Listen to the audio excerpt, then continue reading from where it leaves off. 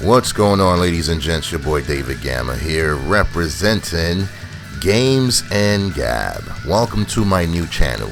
Some of you may know me from Sega City Gamers, and the last video I actually did on that channel was, or the previous video I did, was called Games and Gab Episode 1. However, this will be the official first Games and Gab, and I decided to create an entirely new channel for many reasons. First and foremost, it seems like Sega City Gamers, I just can't get away from Street Fighter or fighting games, so I may just kind of dedicate that channel to that.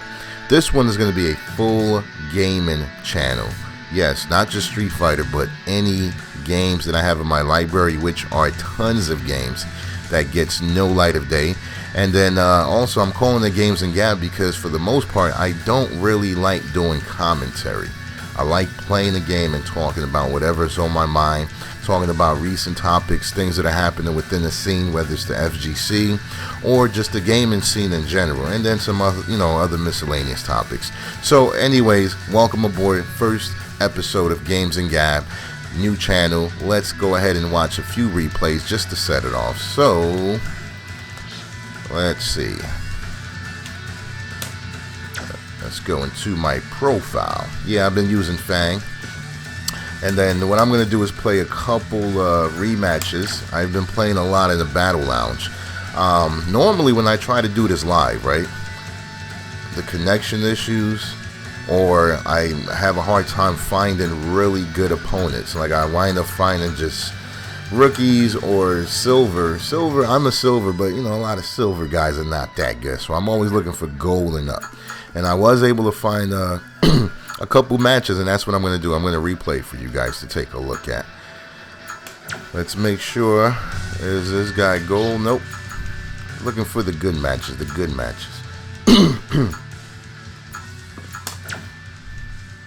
And okay, yep, there we go. We got a gold player. Yeah, let's go with the gold player. So we're gonna watch this replay. We're gonna watch this, and we got this. We got that.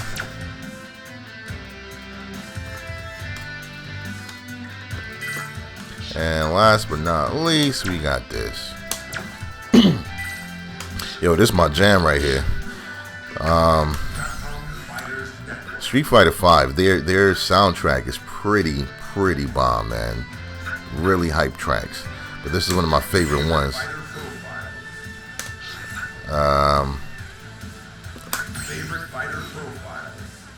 Oh, these are the guys that I'm following. Let's go to replays. Yeah. Okay, so we have some gold players here. These are the ones that I just uploaded. Alright, so let's go ahead and watch this one. Yeah, so I played these games last night. I was able to find some gold players that actually wanted to play. I created my own room, and I had these two guys join, and that was great, man. Had some good matches, some really good matches with them.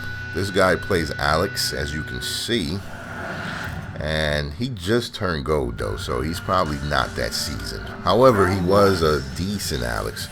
I do want to play against, I think it's TKK's Alex. I think Light Skin Blanca is his gamer tag. He has a pretty decent Alex, but for the most part, I'm really getting a lot better with my Bison, man. I'm learning the setups. I'm learning the frame traps, which is super important. And my combos are on point. So anyways, if you guys watched the Games and Gab episode 1 on Sega City Gamers channel, then you should know I talked about Combo Breaker. I also talked about Justin Wong. He did win Combo Breaker 2016. However, I didn't talk about Noel Brown. That's an incident that actually occurred at Combo Breaker. And I finally had a chance to, catch up and see what was going on. Watch the video, right? Pretty much it was him doing a fake butt palm. Like he was acting like he was squeezing the girl's butt. And it was captured on stream. Initially the girl just looked back. It looked like she didn't have any reaction. Maybe a smirk, I don't know. But it looks like she wasn't outraged or upset or anything. And oh gosh, giving him the business.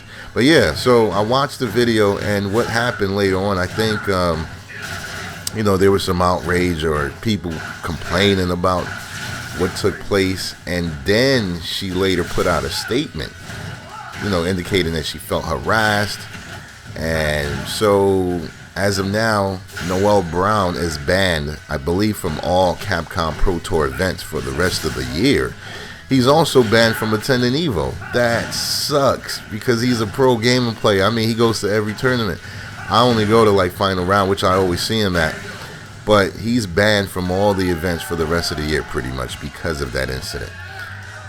I don't know what I think about that, man. I mean, Noel Brown has had a bad rap for years. He seems like he's always getting into some kind of controversy, whether he's punching Smooth Viper, I think it was, or they said that he punched a female. I don't know too much about that, so I'm not going to speak on it, but they said that he punched a female in the face a year or two ago. He had issues with his ex-girlfriend. She called the cops. He's always arguing with people. And then now he does this little thing and he gets banned. So for all the things he's known for, it's kind of crazy that this is what's going to cause him to be banned, Like, he can fist fight people, he can do all types of dangerous things and be allowed to come to tourneys, but he does a fake butt palm and he's like, yo, get him away. Can't be around him. I don't know, man. I think that's really because of the nature of the fighting game scene. We're turning more into a corporate controlled money-making business, and you cannot mess up dollars. That's what I really think it is about. Of course, I don't feel like anyone should be harassed or mistreated, but just keeping it real, man, this stuff would definitely not have happened a few years back. I mean, at one point, all types of language was allowed on streams, and I don't want to say any names, but some of the best commentators were known to be vulgar and just have some of the wildest, misogynistic, craziest talk on stream. Anyways, but yeah, man. So Noel Brown, I don't know. I've only had I only walked past him a few times. I never really had any real encounters. I do think that he has an attitude problem. I will say that, just based on several accounts, based on what I keep hearing in terms of how he comes off to people, he needs to check that. And that's not just him. I think anyone who's in a position of prominence within the FGC, if you're a pro player, you absolutely will need some type of media training, because you can no longer just talk to people and curve people. You can't be an emotional person anymore, put it like that. Yes, you're a human being, but now you're getting in the realm of being known. You're going to have supporters or fans, whatever you want to call them, and it requires a certain level of respect that you have to carry yourself with. And that's really what destroyed that guy, DSP. He just didn't get the concept of respecting people. He thought that he can say what he wants, do what he wants, treat people how he feels, and his entire empire collapsed. So that's my only thing I'll say. I hope these guys really take into account that they have to be more interactive or more respectful at the very least. Anyway, that was a quick 2 games with the Alex player. Hope you guys were watching that, because clearly I wasn't. But yeah, man, I played this guy as well, and I really want to show this because this is Karen, who was initially my main, and I don't show her off too much. I still use her in rank. I actually use her more than Bison in rank. But yeah, I played against a gold Zangief, which I don't run into too often. There's really not too many Zangiefs. Round 1. So I'll try to focus on the match a little bit. Alright, so for Karen, right? I don't watch Justin Wong's gameplay. I know he's a good player, but I don't try to follow or mimic any of it. I think you really need to find your own groove, your own flow. Just kind of know the character, of course, in general, what they're able to do, what they can't do, know their anti-airs, etc. But in terms of play style, I think it's essential for everyone to develop their own. You should never try to mimic someone else's play style for whatever reason. Okay. So, not sure why, but for some reason I never felt threatened playing against this guy. He's a gold rank player. He's playing Geef, and I don't really know the matchup. I'm assuming Geef loses because he loses to everyone. But for the most part, I just, it didn't feel scary. Just put it like that. Normally, when you play against certain players, even if they're playing a bad character, sometimes their rank could be intimidating because you just assume that they know how to really play. And I didn't get that vibe from this guy. He is a decent player, as you can see. He knows what he's doing. But he just never gave me a vibe of like, oh gosh, I should stay away. And I think that might have been what cost me this match, because I don't think I won this. There it goes. This round, I should say. Yeah, so another thing I talked about in my other video was Justin Wong. Well, actually, I didn't talk about Noel Brown, so let me just say, I talked about Justin Wong winning everything, right? He's been winning like almost all the North American tournaments. In fact, I don't think there is one that he's been to that he hasn't won Street Fighter V in North America. You know, that's Canada and the United States. And kudos to Justin, man. There's definitely no hate whatsoever. However, good grief. He was desperate, boy. Bang. Look at that. Perfect. But yeah, man. So that's my Karen. She gets busy sometimes, you know. I know a thing or two of using her. But yeah, so Justin Wong has been winning everything. And here's the issue that I have with that. He's winning, right? But it's to the point that it seems like it's not really bothering anyone. I'll play this. I know he took both matches. But yeah, it seems like it's not bothering people as much as it should. Yes, there are those select few, a handful of people who really want to beat him. They're training specifically to fight him and beat him. But it should be bothering every pro game player a lot more.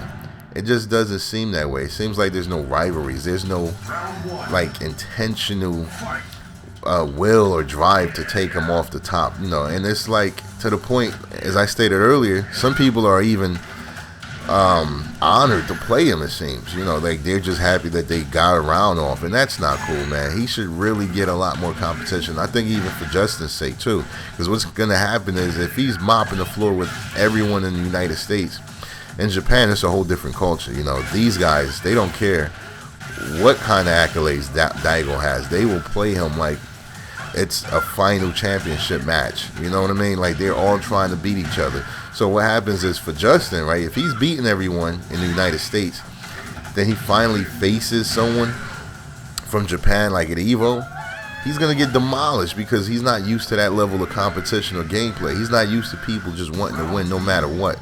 A lot of people are just like enamored by Justin, like, oh gosh, this is J Wong, the Wong factor, and all these other things that they shouldn't care about, quite frankly. You know, if you're in it, you should be in it to win it. And that's the concept I was saying with the Steph Curry, right? If you're in the NBA and you're a player, you should not care anything about Steph Curry's shooting percentage or any of that. The only thing you should worry about is knowing it so you can stop and prevent it from happening to you. You should not be excited or honored to be in the presence of that person. And I don't know, I kind of still feel like that's what's going on to a certain degree. I mean, again, if you guys are watching this, let me know what you think about that. Like if you agree or disagree and what can be done. I'm talking as a spectator, of course. You know, I'm not in the competitive scene at all at this point. I may hop in, you know, at least just one last hurrah just to play and see how good I am or how far I get. But for the most part, I'm just a spectator. Yeah, so he took those two matches. It was a best out of 3 set. So we're even, and then this is the last set. And I'm going to try to commentate and let you guys know what I was doing this match.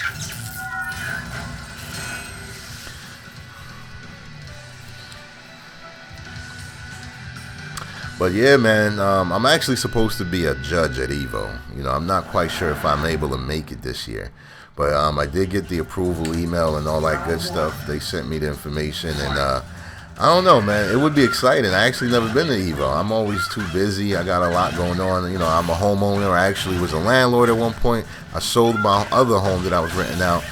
I have a son. This is my first child. I'm married. I mean, I run my own business, so I just can't pick up and go like that. And I'm not sponsored either. I'm not a player. I'm going. If I go, I'm going as a spectator, as someone who's just going there to enjoy. And of course, if I go to Vegas, are you kidding me? I'm not going just for a video game tournament. The food, the seafood is amazing. The sights and sounds, you know, you got to turn it into a whole experience.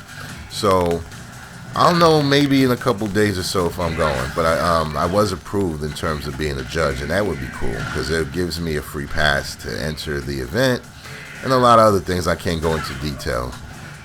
So anyway, that's something that I'm considering doing this year.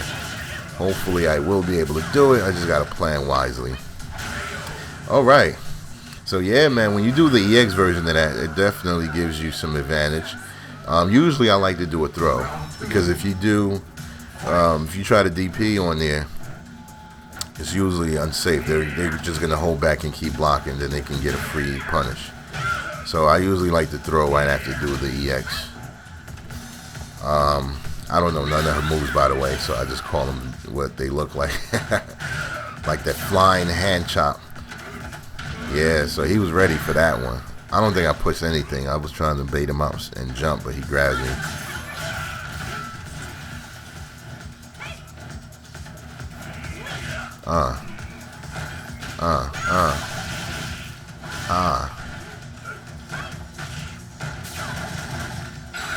Ooh, nice. He was mashing. Nah, he was ready for that, though. He was ready for that. See, you always got to jump. You always got to jump against Geefs, man, because that's his bread and butter. He will try to grab you, throw you, slam you, something. He's not going to sit there and try to combo you to death. So you always got to not hold up, but you got to be ready for it. Anyway, that was it. I really didn't get a chance to commentate on the matches, which is why I have this channel called Games and Gab. I'm just going to talk about different topics and random things as we watch and play games. This is the very first episode. Next episode, I think I'm going to play... What game should I play next episode? You know what? I think I'm going to play Injustice, Gods Among Us. I have never played that on stream. I know it's an older game, but I'm just going to play that and have some fun. So look out for the next episode of Games and Gab. This is your boy David Gamma. Welcome to my new channel. Please go ahead and subscribe if you haven't. Like the video, leave a comment, all that good stuff. And I'm going to check you guys out later. Peace.